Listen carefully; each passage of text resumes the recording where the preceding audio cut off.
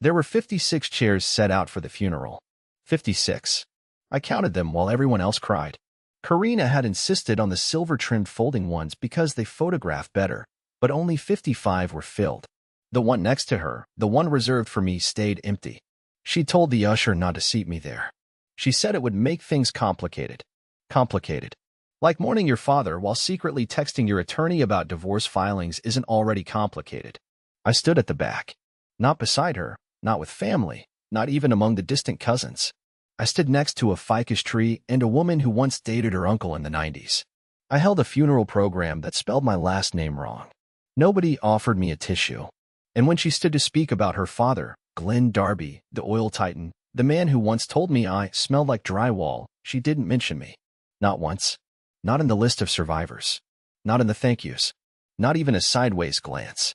She wore black silk and heels sharp enough to puncture egos. She cried perfectly. Enough to seem human, not enough to smudge mascara. And when she returned to her seat, she leaned in and whispered something to the man sitting where I should have been.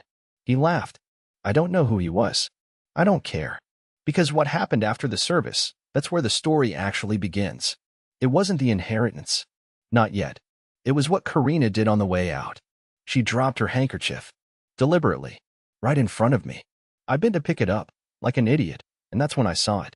The folded corner of a document in her clutch. I saw my name, in bold, next to a case number. And that's when I realized something brutal. She had filed the divorce before the funeral, before the flowers, before the eulogy, before she cried over a man who hated me and pretended she still loved me. And 2 days later, she would inherit $250 million. And 2 days after that, she would walk into our house, hand me a plain white envelope, and say, Wendell, I'm choosing myself. But the will? Oh, the will had other plans.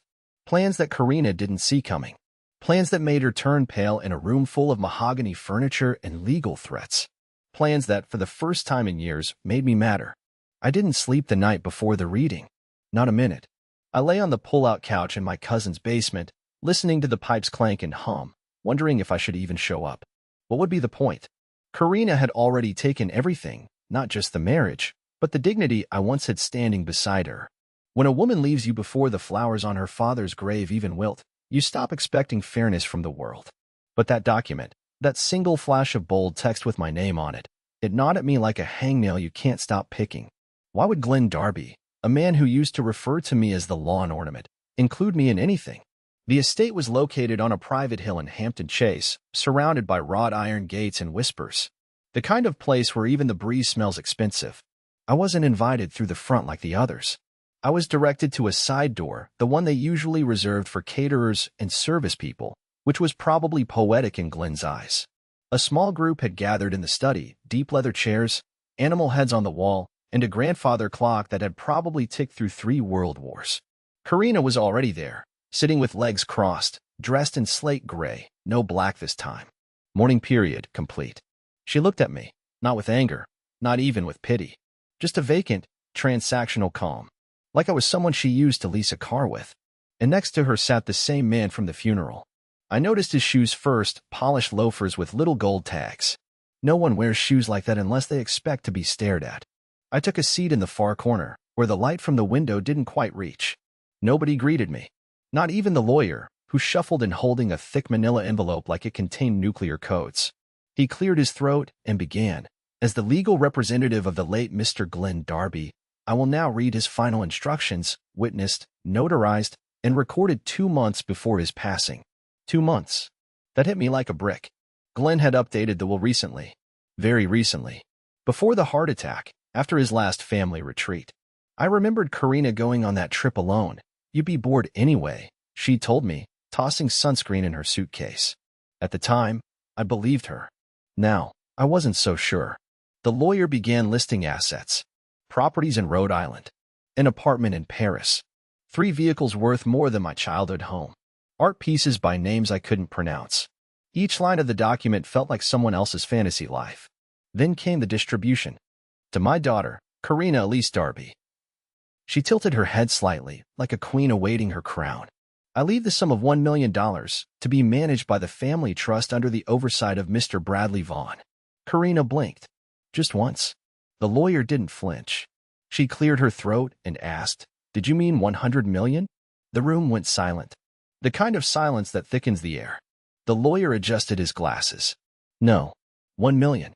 The remainder of Mr. Darby's estate will be transferred to another beneficiary, as outlined in this letter." Then he opened a sealed envelope, hand-addressed. He pulled out a single-page letter and began to read, Glenn's voice echoing from the paper. "If you're hearing this, Karina, I'm likely gone. I've watched you change. Not over years, but in weeks. You stopped visiting unless there was a camera involved. You brought that man, the one you thought I didn't notice, into my home and laughed behind my back. I am not a fool. You loved your inheritance more than your father. And so, my money will not be your reward." Karina's mouth opened slightly. No sound came out, not even a gasp. The lawyer continued, his voice flat. "To the man who married my daughter despite knowing she would one day despise him, to the man who tolerated my cruelty with dignity, and who stayed even when he should have left, Wendell Thomas Carr. I leave the remainder of my estate. I swear, time broke in that moment. I felt my lungs forget how to breathe." Karina looked at me like I had grown antlers. The man next to her stood up, as if the chair had suddenly become dangerous. I didn't know what to say. I didn't want this. I just wanted my marriage. I wanted my cat. I wanted my Sunday mornings back. But none of that mattered, because I was now the legal heir to a $250 million empire, and the woman who left me was staring at the floor like it had betrayed her too. I left the room before they finished the paperwork. I needed air. I needed distance. I needed to scream and laugh and vomit all at once. She ran after me. I heard her heels scrape the marble tiles, faster than I'd seen her move in years. "Wendell," she called out. But I kept walking. Down the driveway. Past the fountain. Through the gates. Because for the first time in my life, I wasn't the one being left behind. I walked for over an hour that day. Not because I didn't have a ride. Not because I was trying to be dramatic. But because if I didn't keep moving, I felt like I might explode. The air felt heavier. Even the trees lining that estate road looked like they were leaning in, whispering things behind my back. I didn't want the money. I wanted a time machine. I wanted to go back 6 months and shake myself until I noticed all the signs I had ignored. I wanted to go back before Karina started disappearing into her phone, before she started wearing new perfume and saying things like, "You wouldn't understand the world I come from." When I finally made it back to my cousin's place, I sat on the edge of the pull-out couch, still wearing the same wrinkled shirt from the reading, staring at a plastic plant in the corner. My cousin's kid was watching some cartoon where animals flew planes. I could barely hear it. All I could hear was Glenn's voice in my head, that part of the will, to the man who stayed even when he should have left. I hadn't even known he'd seen me, the real me. And now he was gone. I didn't sleep that night either. But this time it wasn't confusion, it was fear. I wasn't built for this. I didn't know what to do with money that had more zeros than I'd ever seen. My whole life had been coupons, bulk ramen, and budgeting gas to make it through the week. I didn't even know how to talk to lawyers. What do you do with that kind of wealth when just last week you couldn't afford the fancy peanut butter? But Karina knew. She knew exactly what to do. The very next morning, she was waiting in front of the depot where I worked. Yes, I still showed up. What else was I going to do? She was leaning against the hood of her BMW like she hadn't shattered my heart and walked out on me. Like nothing had happened. And the look in her eyes, it wasn't sorrow. It wasn't even desperation. It was hunger. Strategic, polished hunger. "We need to talk," she said, pushing her sunglasses up into her hair like she was in some courtroom drama. "No, we really don't," I replied, brushing past her. But she followed me. Right into the building. Right past my supervisor. She cornered me near the break room, standing so close I could smell the same vanilla lotion she used when we were still sharing a bed. For a moment, I almost forgot everything. I almost remembered what it felt like to wake up next to her and think I'd won something. And then she said it. "You don't deserve this, Wendell." No apology. No guilt. Just that. I stared at her, honestly stunned she even had the nerve. She blinked like I was the unreasonable one. "You think this is your money?" she continued, lowering her voice. "This wasn't supposed to happen. He was punishing me. That's all. He always knew how to twist things. You're just a symbol, Wendell. This isn't about you." I laughed. Not because it was funny, but because I didn't know how else to stop my hands from shaking. "A symbol?" I asked. "So I'm not even a real person to you?" She crossed her arms. "You were a mistake that lasted too long." That line. I still hear it in my bones.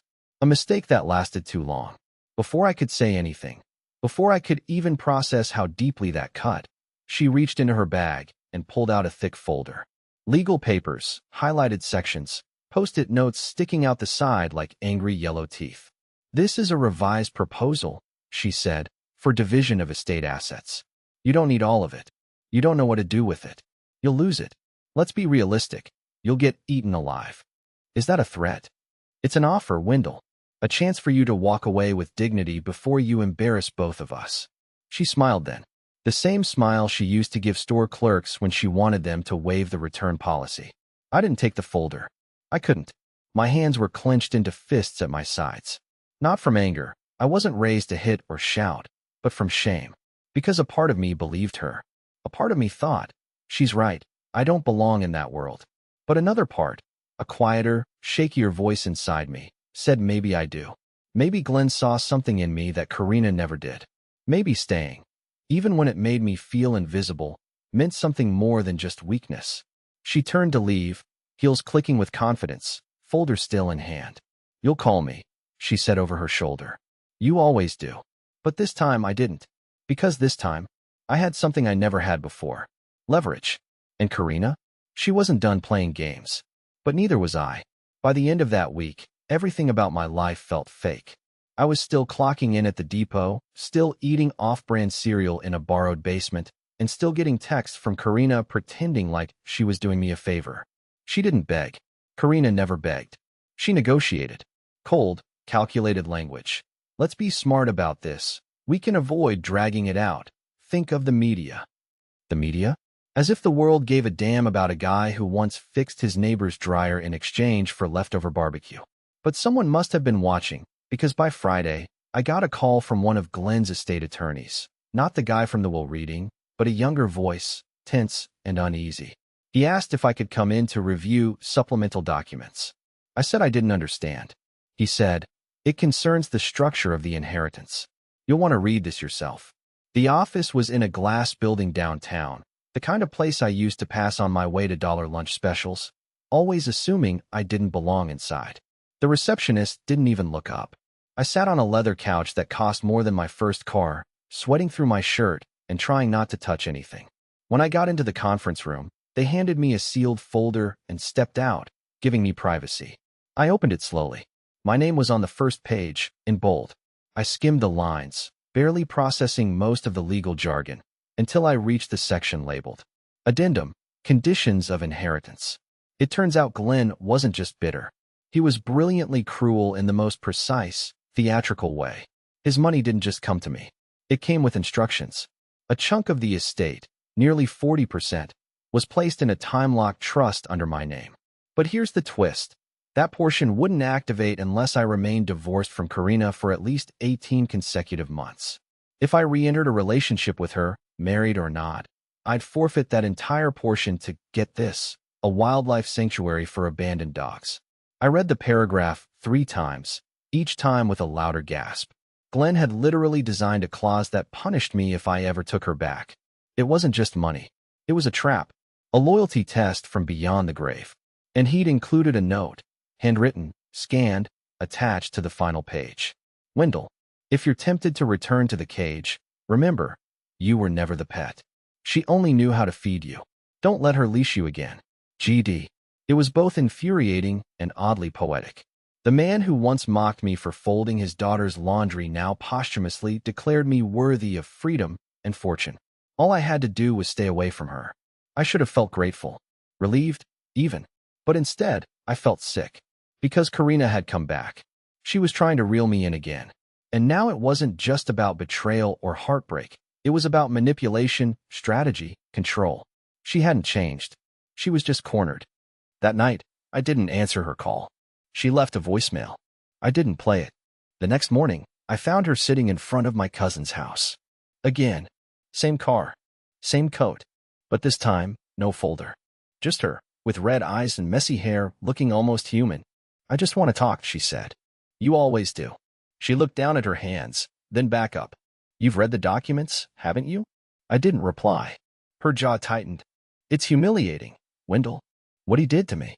To us. That clause? That clause is a joke. It's disgusting. He's laughing at us from the grave. You sure he's not just laughing at you? I said without meaning to. It came out colder than I expected. She blinked. The first crack in the armor. I didn't mean to hurt you, she whispered. But I laughed sharp, tired. Didn't mean to? Karina, you had the divorce filed before his ashes cooled. I was just supposed to roll over while you collected the money and the guy in the blue loafers. She looked like she wanted to cry. But nothing came. And I suddenly realized something terrifying she couldn't. Not because she was too proud, but because the emotion just wasn't there. And maybe it never had been. Before she left, she tried one last thing. She reached into her coat pocket and pulled out a photograph. It was old, from our early days. A picnic by the lake, plastic wine glasses, her laying on my chest. She held it between two fingers like it meant something. I keep this with me, she said. You weren't just a stepping stone, Wendell. But I didn't take the photo. I left it on the porch after she drove away. That night, I looked up the sanctuary named in the clause. It had over 300 rescued dogs. One of them was named Captain Pickles. If I took her back, Captain Pickles got my money. I never wanted a symbol of my self-worth to be a pug with a lazy eye, but somehow, in that moment, I understood everything. Karina wasn't just trying to win me back. She was trying to defuse the bomb her father had planted. But the clock was already ticking, and I wasn't going to lose this time. The photo stayed on the porch for 2 days. It rained the first night. Just a soft drizzle, enough to warp the edges and blur my jawline.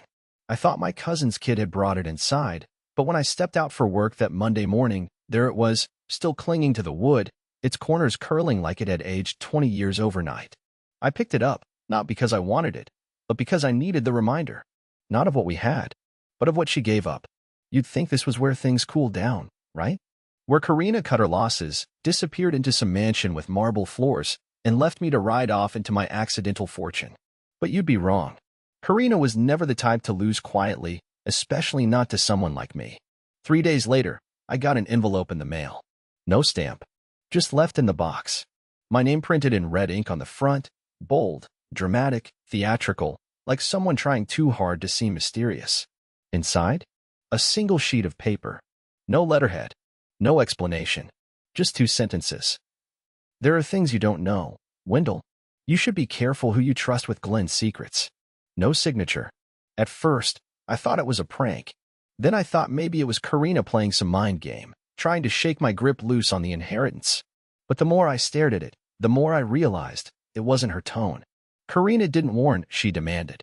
That night, I sat up going through every folder, email, document the lawyer had given me.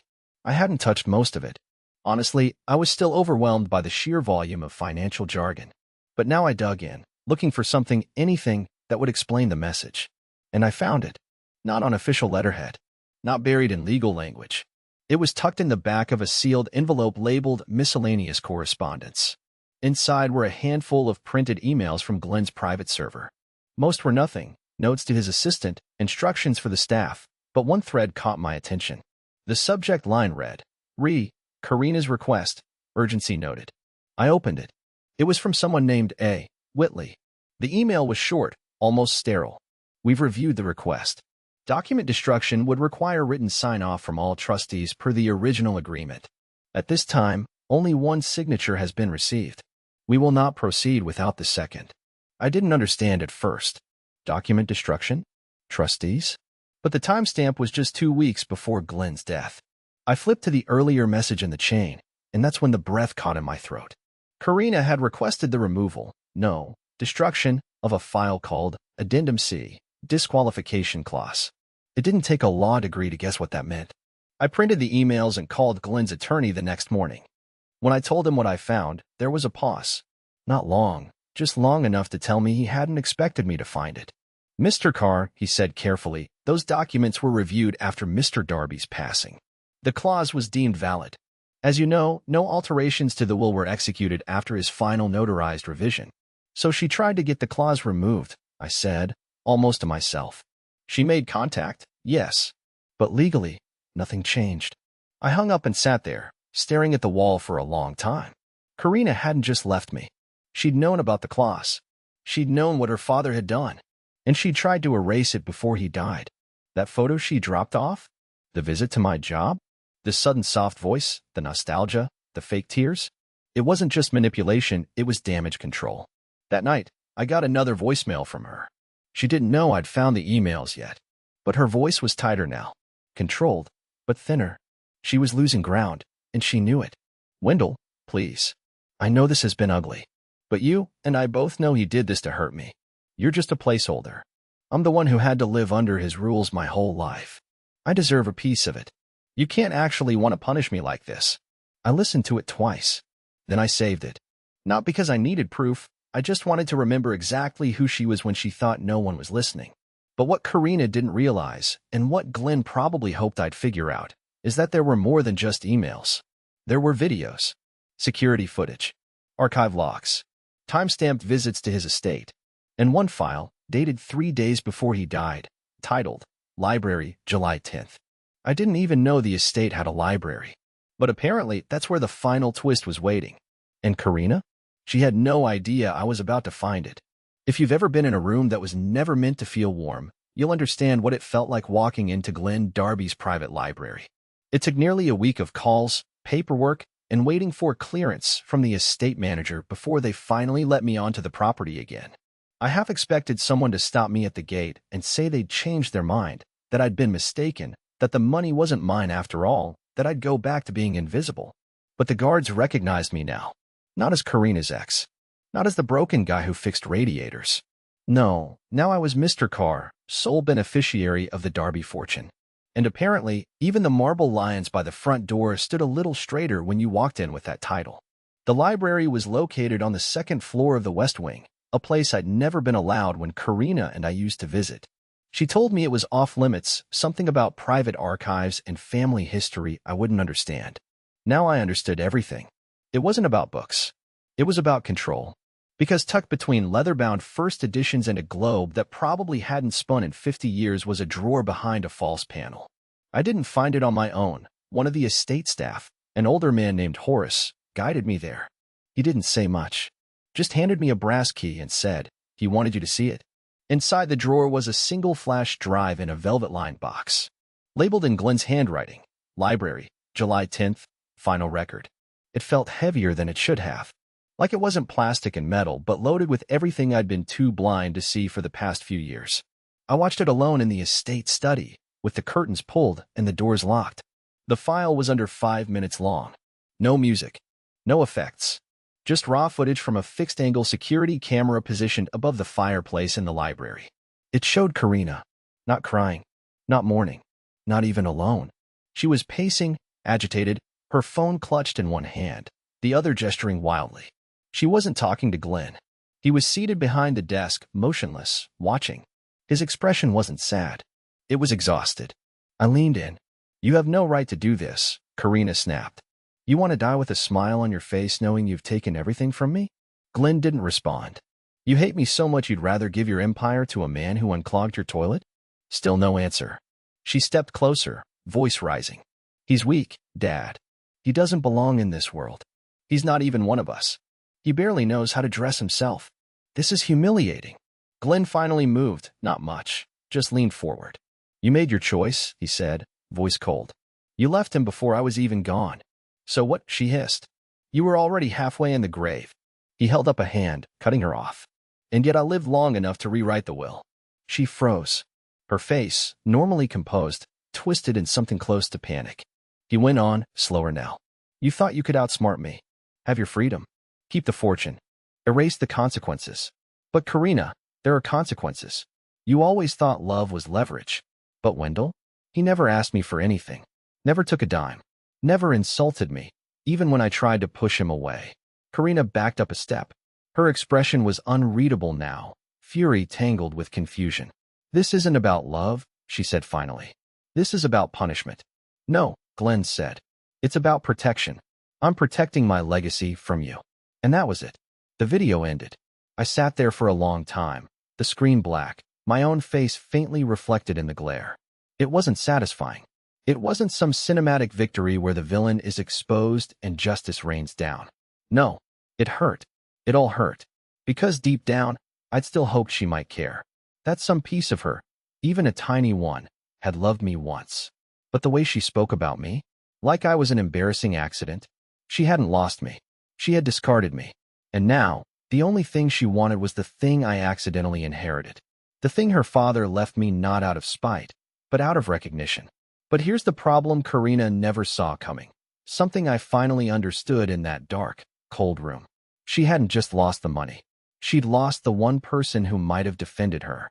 Because there was something else in the file folders I hadn't noticed before, tucked behind the legal documents, behind the emails and property deeds. A medical report, a sealed envelope marked private to be read after death. And inside, a final instruction from Glenn. One that didn't just disqualify Karina from the inheritance. It hinted that she may have done more than just manipulate and lie. It hinted she might have helped speed things up. I don't know how long I sat there holding that envelope. I didn't open it right away. My fingers just trembled around the edges, like the damn thing might bite me if I looked inside. I've never been good with mysteries. I'm the kind of guy who Googles spoilers halfway through a movie just to ease the tension. But this wasn't a plot twist I'd been waiting for. This was real, and it had Glenn's initials on the seal. It wasn't long or dramatic, not like the video. Just a single-page note, handwritten in careful block letters. Glenn's penmanship looked sharp, almost mechanical, like every word had been measured twice and carved in with a blade. If this reaches you, Wendell, I am dead, and you've chosen not to give in to Karina. Good. You always had more spine than she gave you credit for. I'm not writing this as a confession. I'm writing it because I believe, deep down, I won't die by nature's hand alone. I know my daughter. I know what she's capable of when she's desperate. That line, that one line, it felt like ice in my veins. I have no proof, just instinct. I was healthy before the retreat. My doctors confirmed it. But after the weekend she visited, something changed. Chest pains, dizzy spells. She offered me a new tea she said was part of a cleanse. I never drank it again after I threw up the first night. Still, I told no one. What kind of father suspects his own daughter of trying to finish the inheritance early? But Wendell, if you're reading this, and I didn't go peacefully, promise me one thing. Don't let her walk away untouched. I set the paper down and stared at the grain in the desk for a long time. This wasn't an accusation. Not legally. Not officially. Just a suspicion. A whisper from a man who'd spent a lifetime calculating people. I wanted to tell myself it was paranoia, that Glenn, for all his brilliance, had let grief distort his judgment. But my gut said otherwise. The memory of Karina in that video, hissing about taking everything, her obsession with the claws, the desperation in her eyes every time she showed up pretending to be remorseful, it all started to form a pattern. And that's when I remembered the security logs. Horace had shown me the server terminal briefly, just a footnote in the tour.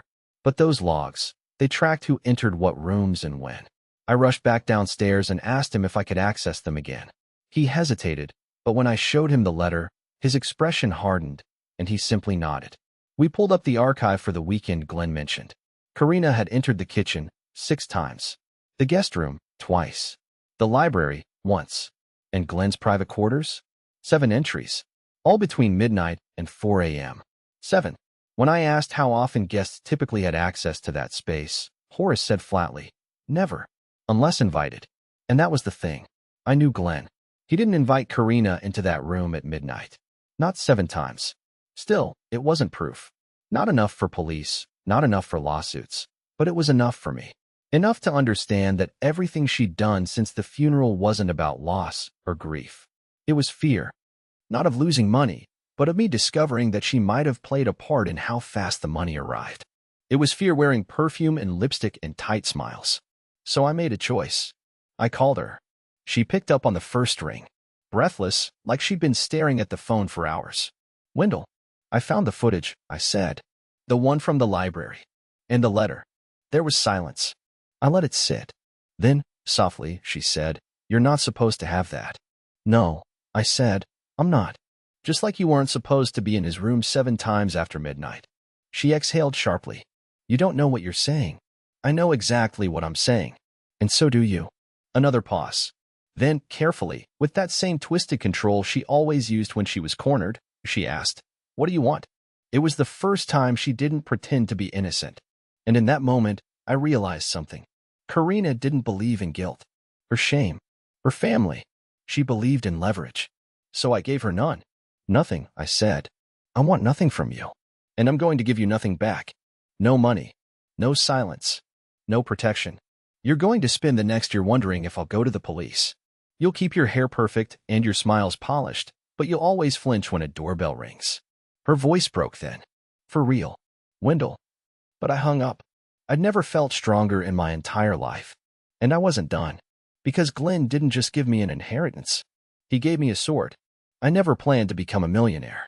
I never imagined I'd be standing in a courtroom 6 months after my wife left me, listening to lawyers argue about tea bags, security logs, and inheritance clauses.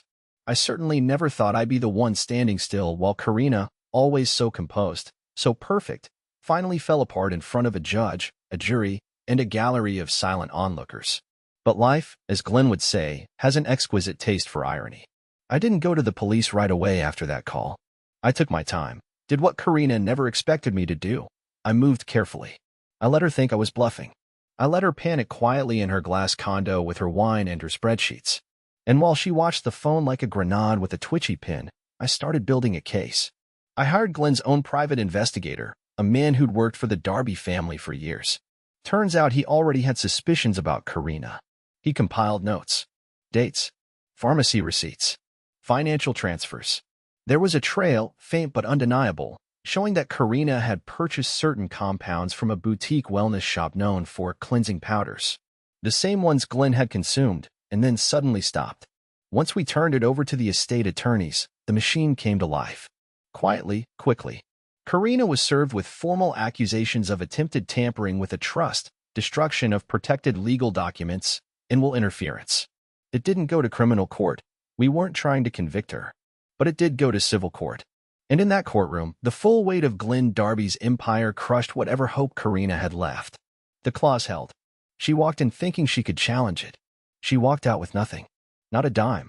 The judge honored the structure of the trust, the addendum, the footage, and even Glenn's handwritten statement. Karina's remaining stake was frozen, then legally redirected, not to me, but to a series of charities Glenn had named as alternates in case of moral compromise within the family. She tried to fight it. She appealed twice. But each time, the court sided with the evidence. With the old man's voice from the grave. With the broken husband who had stayed quiet long enough. And me? I didn't run out and buy a yacht. I didn't move to Paris or hire a chef. I moved into a modest place near a lake upstate, adopted 2 senior rescue dogs from Captain Pickle Sanctuary, and started volunteering there once a week. Funny how one clause written out of spite turned into the only peaceful place I've ever known. I've learned things I never knew I needed to learn. How to file estate taxes. How to trust again slowly. How to sleep without checking my phone at 2 a.m., wondering if she's texting someone else. People ask me if I'm angry, if I still miss her. And the truth is, I don't know. I don't miss the lies. I don't miss the weight of her expectations. But sometimes, I miss who I thought she was. That version of Karina I used to imagine still loved me somewhere beneath all the ambition and contempt.